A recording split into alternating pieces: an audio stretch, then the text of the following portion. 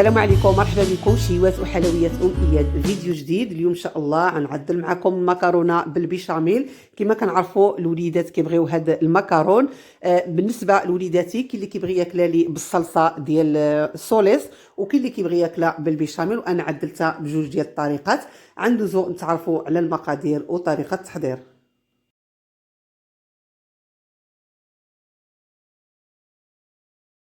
كنحتاجو 500 غرام ديال المكرونه. تقدروا تعملوا اي نوع ديال المكرونه. نص معلقه صغيره ديال الملحه، ورقه ديال سيدنا موسى، معلقه كبيره ديال زيت الزيتون، اولا تعملوا زيت المائده. كنعملوا طنجره فوق النار وكنعملوا كميه من الماء، وكنخليو داك الماء حتى كيسخن مزيان. من بعد كنعملوا داك 500 غرام ديال المكرونه، وكنعملوا الملحه، وكنعملوا ورقه ديال سيدنا موسى، وكنعملوا تقريبا معلقه كبيره ديال زيت الزيتون. تقدروا تعملوا زيت المائده، تقدروا تعملوا معلقه كبيره ديال الزبده، وكنخليوها طيب على نار تكون متوسطه. وساعه ساعه كنطلعوا عليها وكنشوفوها واش طابت ولا باقا. بالنسبه للمكرونه انا ما كتفوتش يعني عندي في الطياب من 6 دقائق حتى ل 5 دقائق حتى كنحسوا بها طابت. وطبعا كنغطيوها، ماشي كنغطيو الطنجره كامله بحال هيدا، كنغطيوها وكنخليوها طيب على خاطرها.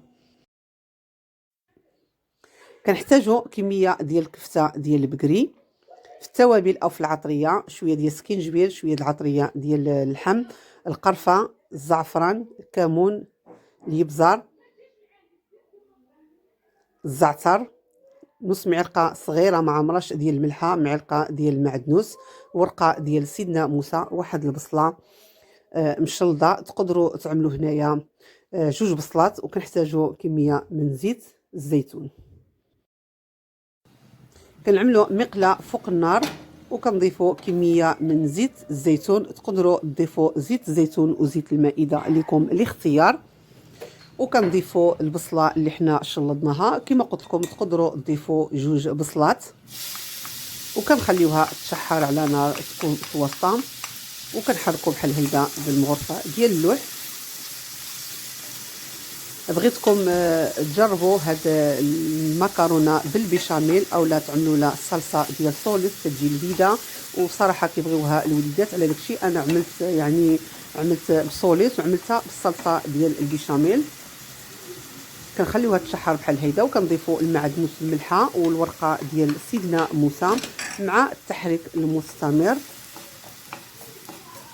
ودائما النار تكون متوسطه.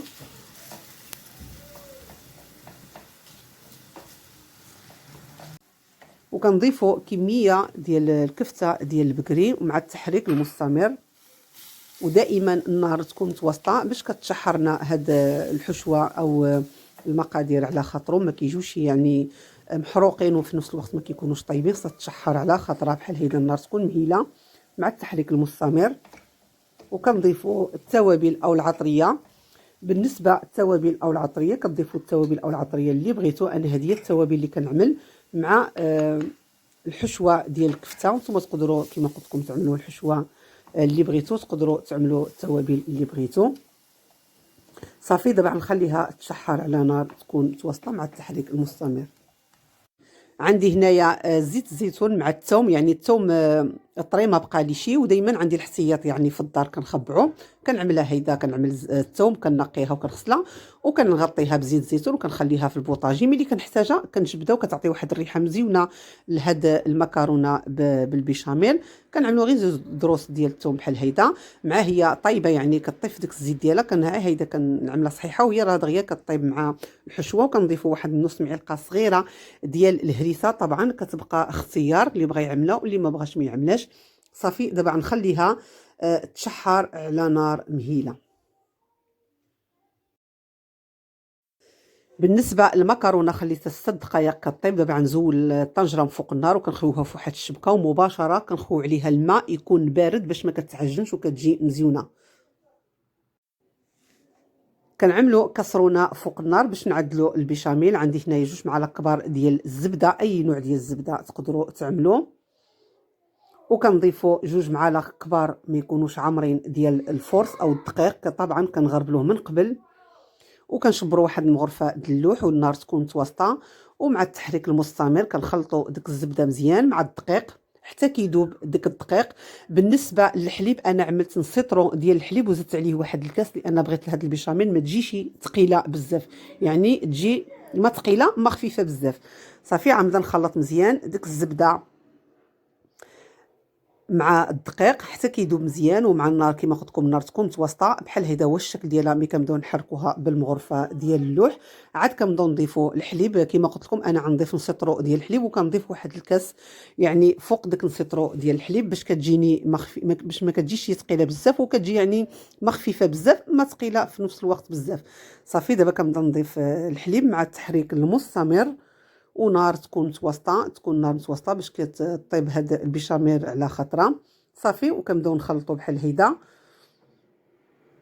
وبالنسبه للتوابل اللي كنعمل مع البيشاميل كنعمل طبعا شويه ديال الملحه وشويه ديال الابزار، وكنحكوا واحد شويه ديال الكوزه، طبعا كتبقى اختياري الكوزه اللي بغى يعملها. صافي دابا غنضيف الملحه وغنضيف الابزار، وديك الكوزه كنحكها بالحكاكه الرقيقه، عاد كنضيفها حتى الاخر، عاد كنضيفها مع التحريك المستمر.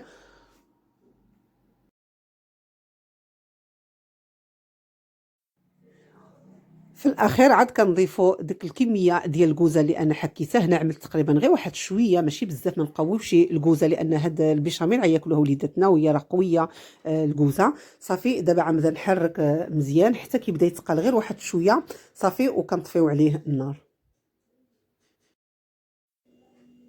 البيشاميل وجدت معنا، المكرونه حتى هي وجدت، الحشوه خليتها حتى بردت واحد شويه. كنحتاجوا كميه من جبن مبشور، تقدروا تعملوا اي نوع ديال جبن مبشور، تقدروا تعملوا الكميه اللي نتوما بغيتو.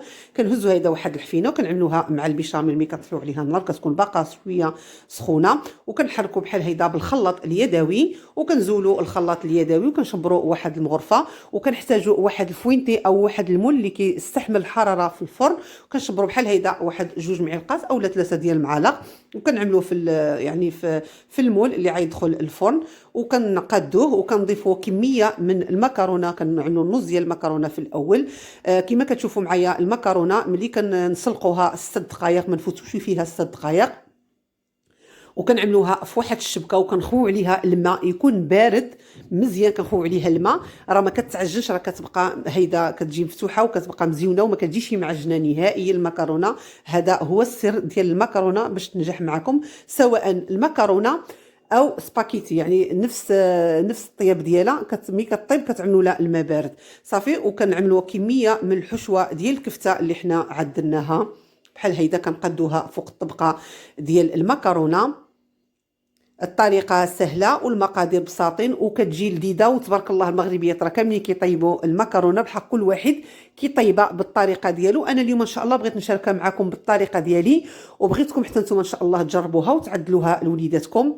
كما قلت لكم في الاول انا عدلت وحده يعني بالبيشاميل اللي شاركتها معكم دابا، ووحده عدلتها من قبل يعني بالصلصه ديال السوليس، وباقا ما طيبتش يعني عملت الجبن وخليتها حتى نوريها لكم في الاخر باش عاد طيب هي ندخل الفرن. يعني يذوب الجبن ديال المكرونه بالبيشاميل ويذوب الجبن ديال المكرونه بسوليس. صافي كنعملوا كميه من الجبن وكنضيفوا المكرونه اللي بقات لنا، وكنخويو ديك الكميه ديال الصلصه ديال البيشاميل. كما قلت لكم خصها تجي شويه خفيفه ما تجيش ثقيله بزاف باش كتجي مزيونه، وكنقادوها بحال هيدا. كنتاكدوا بلي المكرونه كامله راه فيها البيشاميل، وفي الاخير كنضيفوا كميه ديال جبن مبشور. كما قلت لكم تعملوا اي نوع ديال جبن مبشور. كما كنعرفوا المكرونه يعني كتبغي الجبن يكون يعني كثير باش كتجي مزيونه وكتجي لذيذه.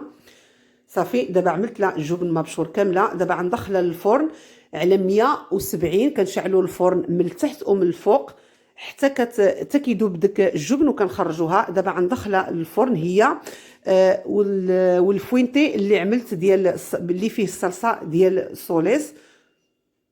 الشكل ديالها كيجي مزيون وتستحق التجربه. وكما كتشوفوا معايا دخلت الفوينتي اللي فيه المكرونه بسوليس ودخلت الفوينتي اللي فيه المكرونه بالبيشاميل. دابا غنخرجهم من الفرن بجوج بيهم وغنتلاقاو ان شاء الله في الشكل النهائي. وهذا هو الشكل النهائي ديال الطبق ديال المكرونه بالبيشاميل والطبق ديال المكرونه بالصلصه ديال السوليس. كيجيو لذاذ، كيجيو مزيونين. في الاخر غنوريكم الطرف ديال المكرونه بالبيشاميل قطعته ونزلته في التبصيل ديال التقديم.